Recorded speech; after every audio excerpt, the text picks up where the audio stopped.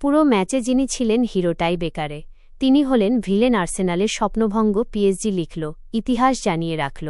Champion হতে গেলে মানসিকতার দরকার, শিরোপা জিততে হলে একটা ইউনিটি দরকার, শিরোপা জিততে হলে একজন মাস্টারমাইন্ড দরকার। যেই শূন্যতাটা দীর্ঘদিন ধরে পিএসজির মধ্যে বিরাজ করছিল, তারকা ছিল কিন্তু ছিল না একজন মাস্টারমাইন্ড। সেই মাস্টারমাইন্ড এলেন, দেখলেন, আর ব্যাক টু ব্যাক পিএসজিকে শিরোপা উপহার দিলেন। নাসির আল খেলাইফির সেই কথাটা আরও একবার মনে করিয়ে দিতে চাই। তিনি তার ফুটবলীয় ক্যারিয়ারে ইতিহাসে যেই জায়গায় অবদান রেখেছেন, প্রত্যেকটা জায়গায় তিনি একটা কথা মেনশন করে বলেছেন যে আমার ক্যারিয়ারে সবথেকে সেরা মুহূর্ত, সেরা অ্যাচিভমেন্ট বলতে যদি কিছু থাকে, তাহলে প্যারিস অ্যান্ড জার্মাইতে আমি একজন ব্যক্তিকে এনেছি যে শুধুমাত্র খেলতেই জানে না, খেলা বের করে আনতে জানে, যে পিছিয়ে পড়েও সামনে এগিয়ে আসতে জানে। তিনি হচ্ছেন লুইস এনরিকে। বিএসজিকে back to back Champions League শুধু জেতালেন না, রিয়েল মাদ্রিদের ঘাড়ের উপরে নিঃশ্বাস রাখলেন যে তোমরা যেভাবে হ্যাট্রিক করতে পারো, সেখানে আমরাও বোধহয় ভাগ বসানোর জন্য প্রস্তুত হতে পারি।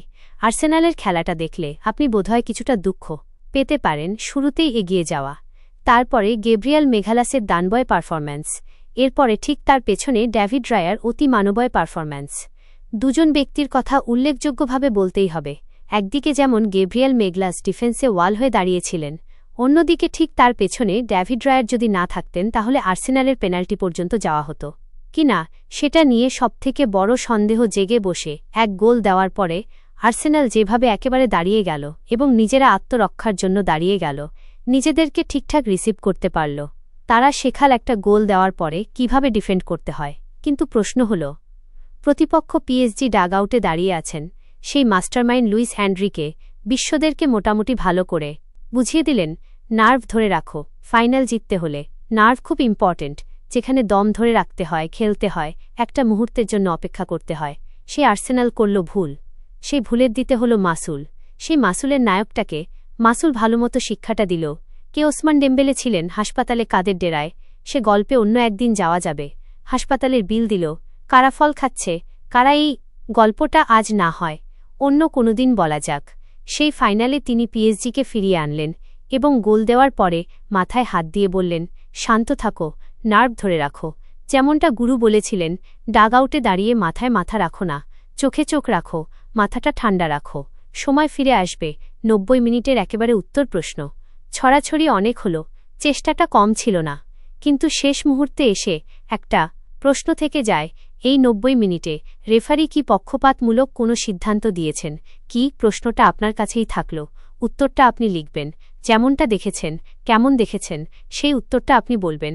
প্রথম 90 মিনিট শেষ, এরপরে ছিল কেবলমাত্র আনুষ্ঠানিকতার 30 মিনিট, যেখানে পিএসজি দেখালো আমরা এই মুহূর্তে এসেও একের পর এক চাপ প্রয়োগ করতে পারি। আর্সেনাল বলল আমরাও ডিফেন্ড করতে পারি। শেষ পর্যন্ত খেলা গড়ালো টাইবেকারে, যা আপনি দেখেছেন, খুবই ভালো করে বুঝেছেন। শেষ পর্যন্ত পিএসজি জিতে গেল কোন জায়গাটায়? একেবারে শেষ মুহূর্তে এসে, শেষ পেনাল্টিতে যার হওয়ার কথা ছিল, হিরো যার হওয়ার কথা ছিল, এই ম্যাচের আরও একজন নায়ক যদি আর্সেনাল জিতত, দুজন ব্যক্তির কথা উল্লেখযোগ্যভাবে নেওয়া হতো। একজন হচ্ছেন ডেভিড রায়া, আরেকজন হচ্ছেন গ্যাব্রিয়াল মেঘালাস। একজন প্রতিপক্ষ হিসেবে বলেন কিংবা রাইভাল হিসেবে যদি কেউ এই মুহূর্তে বলে, ওই সেই ব্রাজিলিয়ান যারা কিনা ট্রাইবেকারে এসে ঠিকঠাক মতন নক করতে পারে না। আপনি এই তহমতটা বা এই দোষটা আপনি গ্যাব্রিয়েল মেঘালাসকে দিতেও পারেন আর না পারেন, কিন্তু মনে রাখবেন যতগুলো পেনাল্টি হয়েছে তার ভেতরে 2টা বেস্ট পেনাল্টি কিন্তু সেই ব্রাজিলিয়ানরাই দিয়েছে। একজন আরেকজনকে নাম মেনশন না করলেও আপনি ভালো করে এতক্ষণে বুঝে গেছেন গ্যাব্রিয়েল মার্টিনেলি, আর অপর পাশে পিএসজির হয়েছিলেন বেরালদো। দুজনের পেনাল্টি দেখার পরে চোখ সতল ছিল, কিন্তু মনের ভেতরে তো দুরু নামটা যখন ব্রাজিল, ট্যাগটা তো ওই দেশেরই রয়েছে, যারা কিনা পেনাল্টিতে এসে বারবার তাদের স্বপ্নের তর একেবারে চূর্ণ বিচূর্ণ করে দেয়। সেই গ্যাব্রিয়েল মেঘালাস আত্মবিশ্বাস, পেনাল্টি চলে গেল বাইরে, পিএসজি ছুঁয়ে ফেলল সেই স্বপ্নের শিরোপা। একেবারে উল্লাসে মুখর পরিবেশ। পিএসজি জানান দিল, ইউরোপ আমরা প্রস্তুতি নিচ্ছি। সেই প্রস্তুতির ফলটা বোধ হয় পরপর 2বার চ্যাম্পিয়ন্স লিগ জিতে তারা দেখিয়ে দিল আমরাও পারি। যেই নামটা সবসময় আত্মবিশ্বাসের সাথে নিতে হলে মানুষ ভাবত এই দলটা কবে ভালো কিছু করবে, ভালো কিছু করতে হলে কি দরকার, খুব নামিদামি প্লেয়ার, সেই উত্তরটা বোধ হয় মিথ্যে করে দিয়েছেন লুইস এনরিকে।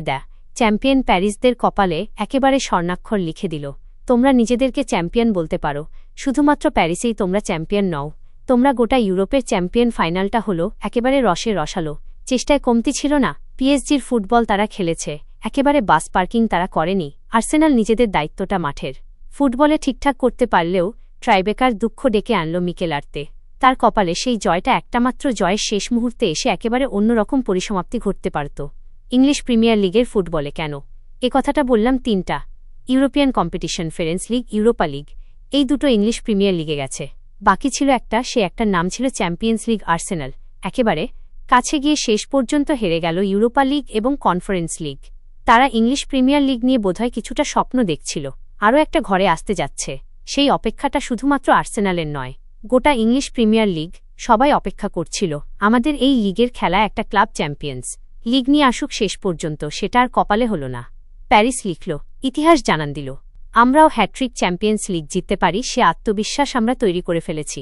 হবে আগাম সিজনে, সেই গল্পটা আগাম সিজন পর্যন্তই থাকুক। দৃশ্য কাঁপার আগে এই ধরনের একটা দুর্দান্ত ম্যাচ উপহার দেওয়ার জন্য, প্যারিসকে চ্যাম্পিয়ন করার জন্য এবং ক্লাব ফুটবলে একজন যে মাস্টারমাইন্ড প্রয়োজন হয়, ডাগআউটে যদি সেই নামটা হয় লুইস এনরিকে, তাহলে বিশ্বাস রাখুন তার ওপরে তিনি আপনাকে নিরাশ করবে না। পিএসজিকে আবারও তিনি নিরাশ করেননি, বরং শিরোপাটা এনে দিয়ে বুঝিয়ে দিল, তোমরা প্রস্তুতি নিতে পারো। হ্যাট্রিক চ্যাম্পিয়ন্স লিগের পিএসজি কি পারবে রিয়াল মাদ্রিদের রেকর্ডে ভাগ বসাতে? প্রশ্নটা রইল, আপনার কাছে উত্তরের অপেক্ষায় রইলাম। আজ এ পর্যন্তই, পরবর্তী ভিডিওতে আবারও দেখা হচ্ছে। সেই পর্যন্ত অনেক অনেক ভালো থাকবেন।